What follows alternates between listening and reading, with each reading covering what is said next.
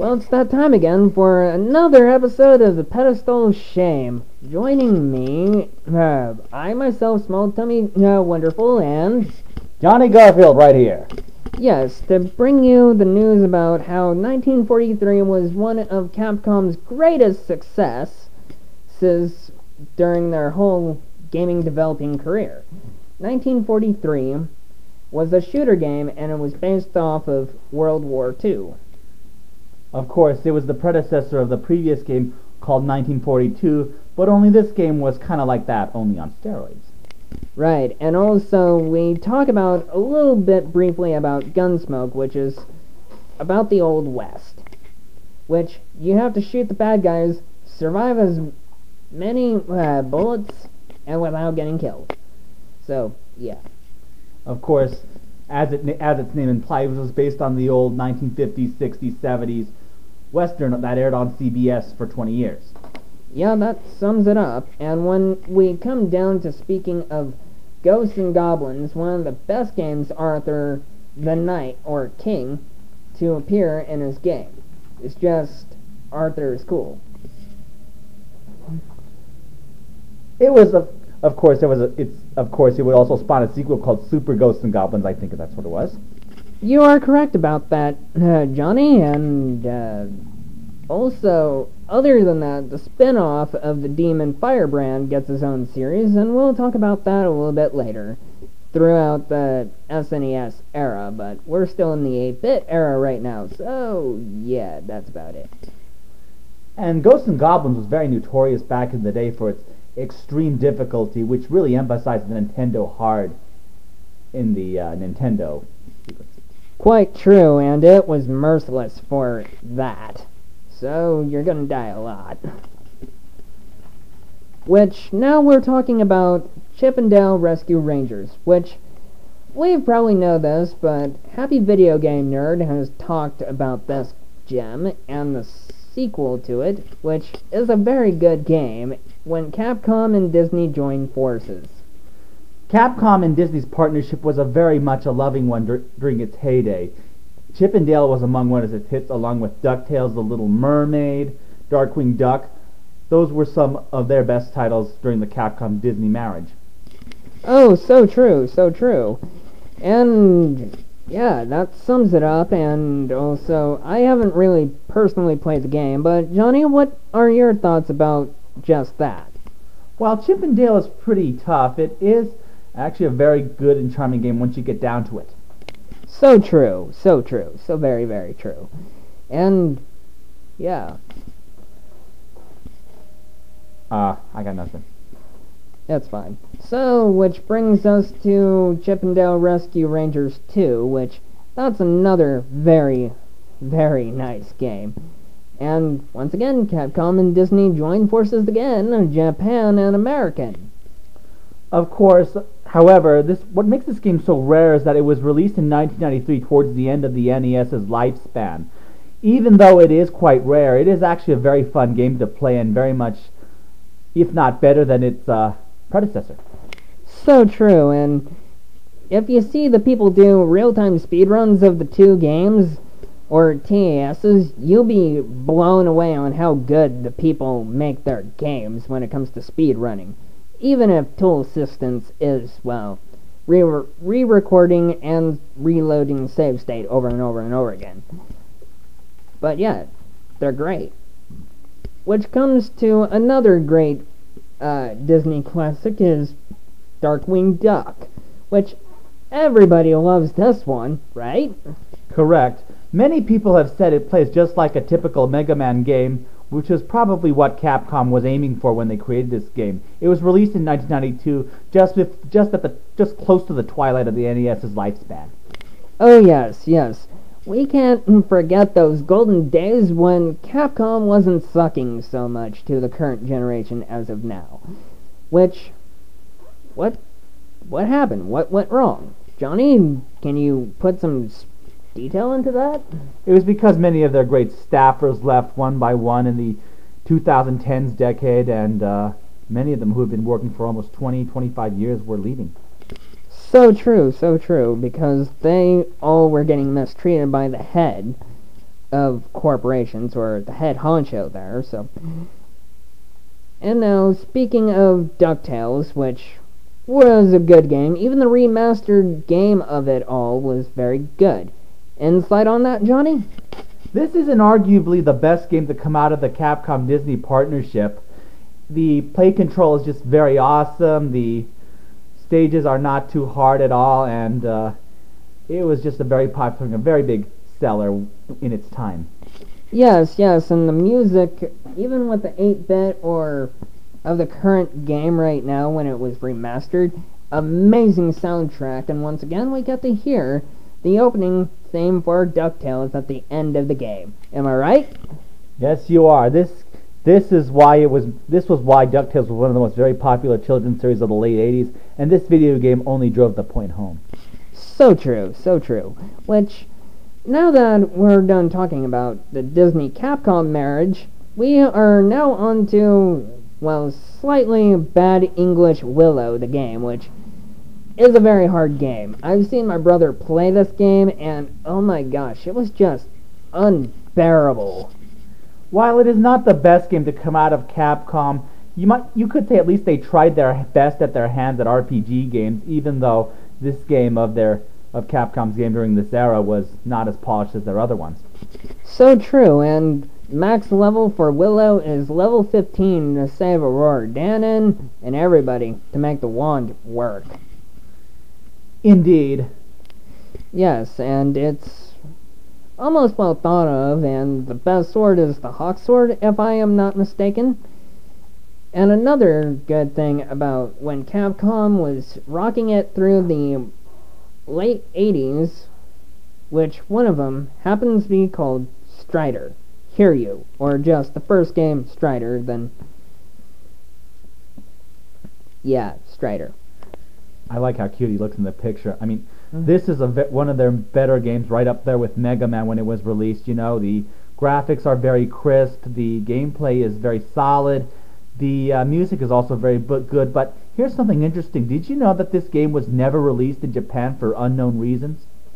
Oh, so that means that was a US only by Capcom of USA, which is interesting, but Strider made good games from the NES to the Genesis, which was the 16-bit era, and it was only released on the Mega Drive.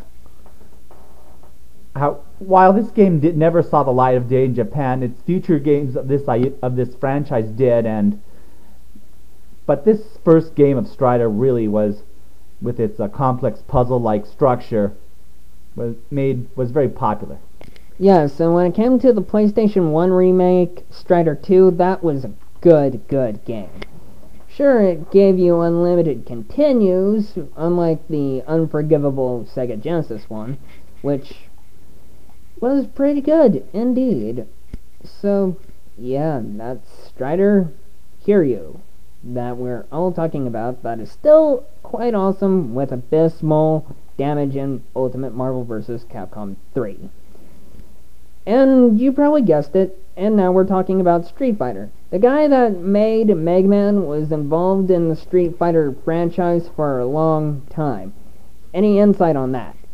The first game, believe it or not, was actually released on arcade in 1987, and it was and not many people knew about it at the time. It wasn't until several years later, during the 1990s, that when the World Warrior was released, that people took notice. It also spawned a movie which, from what I've heard, drew middling reviews. Of course, if you're talking about the animated movies from Street Fighter 2, the animated movie, that was good. If you think about the Street Fighter Alpha movies, those were great too. But if you really think about it, Capcom is trying to make Street Fighter a cash cow when it's not the 90s anymore, where it's just not worth it. Super Street Fighter 5? I have doubts about that. It's not the 1990s.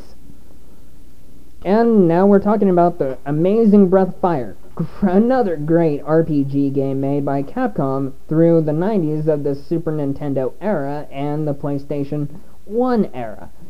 But where's more? I mean, Capcom can really make games for Breath of Fire. I mean, we get Breath of Fire 1 and 2 on the Game Boy Advance, but where's the love? Where's the love? Insight, Johnny. I have not played this game, but when it was first released, it was largely kind of dismissed as kind of a prototypical RPG, following a tired formula. But yet, graphically, many people saw it as a breath of fresh air, though. Oh yes, and the amazing turn-based part of it made it great. And we really miss Breath of Fire. We want Breath of Fire. And the next one, which is related to Ghouls and Goblins, is Demon's Crest, where you're Firebrand having to go after the many gems of power, which turns Firebrand into multiple demons of any power. So, your thoughts and opinions about Demon's Crest and Goblin, Ghouls, and Ghosts? Super Ghouls and Goblins was very nice. Demon's Crest has this reputation of being one of Capcom's more underrated games because it didn't really get much notice when it was first released, but the music is very haunting, the graphics are very nice, and the controls very easy to follow, and it's pretty easy to pick this up once you get the hang of it. Indeed, and Firebrand didn't just get that, he got 2 Game Boy games on it. And this started the whole Marvel versus Capcom genre. It started with X-Men versus Street Fighter. And yeah, it's a very, very good fighter. If you're into fighters from the 1996, believe me, it's worth a buy, but it's expensive. So here you go, Johnny. Believe it or not, by the time the 90s arrived, the whole cash cow was crossovers, and this was a very great foray for Capcom to get into. Indeed, in fact, just recently online, I actually saw a comic book of X-Men vs. Street Fighter. I was like, whoa, they actually did that? I'm a part of that history, and so is Johnny Garfield a part of this. So, yeah, that's pretty much about it. And when it comes to the other great starters for 3D fighters was Rebel Schools. So, tell me, Johnny, what do you think or opinion about it? While it follows the same mold as Street Fighter, the game in itself is very great on its own. The plot is just very amazing, kind of like Kunio-kun that was put out by Technos in a way. Oh yes, and Batsu was probably the best main character to ever come up with, and I was surprised Sakura from Street Fighter Alpha was a part of this. And the sequel to X-Men vs. Street Fighter is Marvel's Superheroes vs. Street Fighter. And I tell you, I did not like Cyber Akuma. Cyber Akuma was just brutal, merciless, and just straight up heartless. He was relentless, stubborn, and the only weakness is by grabbing him. This game was released in 1997, and by the late 1990s, the crossover deal was just all the rage by now, and the arcade version of this game was highly regarded, even though the arcade audience was dwindling by the late 90s. Oh, so true. Always remember, old school gamers and younger generations, always remember that the arcade games is what makes our childhood so great. The younger generation doesn't have that privilege. So, that's all I gotta say about that. Another good game amongst the fighter games that Capcom developed was Darkstalkers, which, my goodness, all the female cast members are extremely hot. So here you go. This follows in the same 6-button formula as Street Fighter. It is a very good game by itself, but sometimes it can be a little frustrating to kind of learn how to play the game. Oh, and by the way, there was a very short-lived cartoon that was produced during the late 1990s, and it wasn't very well received. Also, you're forgetting that there was also an anime for it too, which was like, cool, I get to watch this on YouTube. Until, YouTube started to suck with that. So you gotta find the anime elsewhere, and it's produced by Viz Media. So, that's worth a see. Indeed, the Western cartoon was just not as good. I agree with that.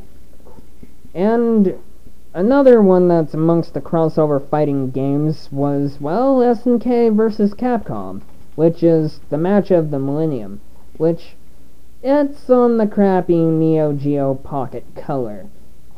I'm sorry, but the truth is SNK did produce some pretty good crossover matches on both Game Boy and SNK Neo Geo Pocket.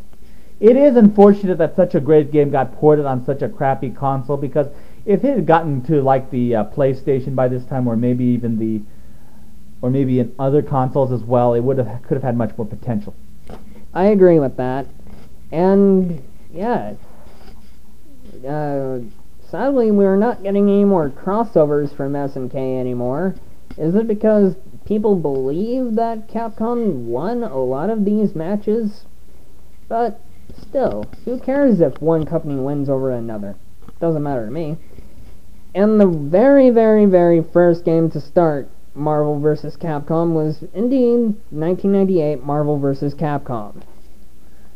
The first of the big crossovers that was flooding the market by the late 1990s and well into the early 2000s decade. This one was probably very highly regarded, and its sequels would be highly regarded as well. Yes, I own this copy, but I do not have the very rare Marvel vs. Capcom 2, which I wish I sadly have. I wish I had. Indeed, this crossover was just one of highly regarded as one of the biggest things that happened in the video game and comic industry. It was kind of like as if Sailor Moon had teamed up with Digimon or Pokemon. Indeed.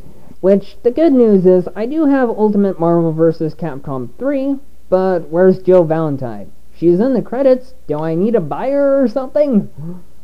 And this was also a very good comic book series, which is SVC Chaos, which stands for SNK vs. Capcom Chaos.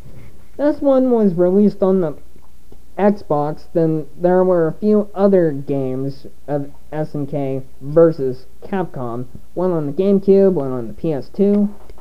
But however, by the time this game was released in 2004, Playmore SNK, which it had become, was finally kind of losing its touch, but Capcom tried to remain ahead of the game in some ways. So true, but still, it's not that bad. It's in the middle, but it's good. SNK and Capcom were still trying to do the best they can, even in the mid-2000s decade. Yeah, it was almost like the Disney-Capcom marriage type of thing among the strands of history. Yep. And another good game that was later ported on PS2 for the many other sequels is Beautiful Joe. And I played it on the GameCube. Haven't quite played it on the PS2, but it probably plays the same. By 2004, Capcom felt like it was kind of running out of ideas, but then comes Beautiful Joe, and that kind of gives them a little shot in the arm for the company. It also got released on PS2, and this game was just very highly regarded because of how many moves Beautiful Joe could pull off. Oh yeah, the slow-mo, the fast. It's like, isn't that the red blur? Oh wait, that's not Flash. It's only Beautiful Joe. Indeed, the game may be a little bit hard, but it's still very popular nonetheless. Even on kid mode, it's still pretty difficult. Yep. That's what makes the game worth it. Now, among all the Devil May Cry games that we seem to sort of like is, we like Nero, we like Virgil, and we like Dante. So, Devil May Cry 4 should have just ended there. Devil May Cry 5 wasn't that great, in my opinion. Dante and Virgil using a gun, that's completely unhonorable. Even in the 2000s decade, Capcom was still trying to remain ahead of its game. The Devil May Cry franchise started out okay, but the quality got a little diluted with the subsequent games. I agree with that. And the way how Devil May Cry 4 ended, it should have been solely based on Dante and Nero after that. Am I right, Johnny? Oh, yes. Got anything more to add? No. Just making sure. And another good part of is Tatsunoko vs. Capcom Ultimate All-Stars. This was probably the greatest crossover game I've ever played in 2010 before Keiji Inafune decided to leave.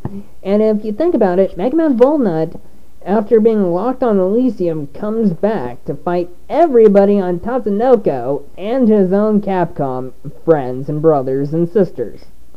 The formula of the crossovers that worked in the late 90s and the early 2000s decade kind of petered out in the late 2000s, but as the 2010s decade came, this was a great shot in the arm. And oh, and did you know, here's something interesting, when you play Roll, and when she jumps high up, she just tries to cover her skirt and says, "Itchy!" Oh, that still makes me laugh. It makes me laugh. Not that we're bad in the mind, but still, if you want to pick this game up, it's $20 and it's not that much. It's great.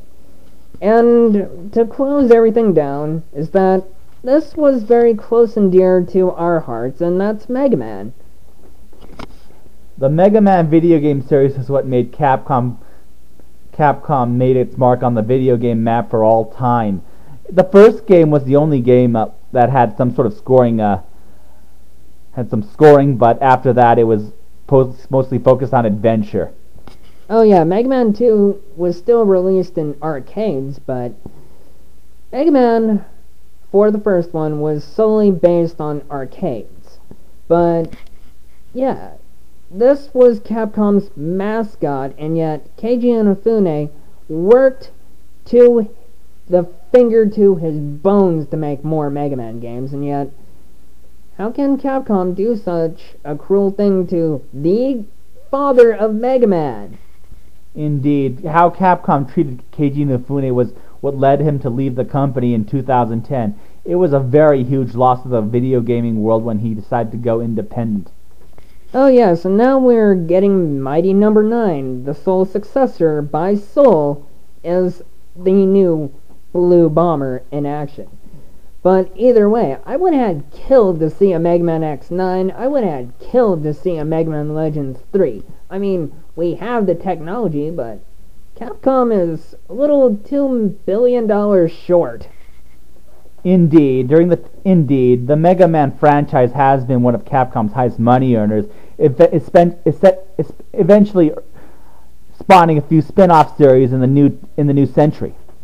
Oh yes, and if we do get Steam, we're definitely going to play some Mighty Number 9 and hopefully the later sequels, because Keiji Inafune is still a brilliant mind.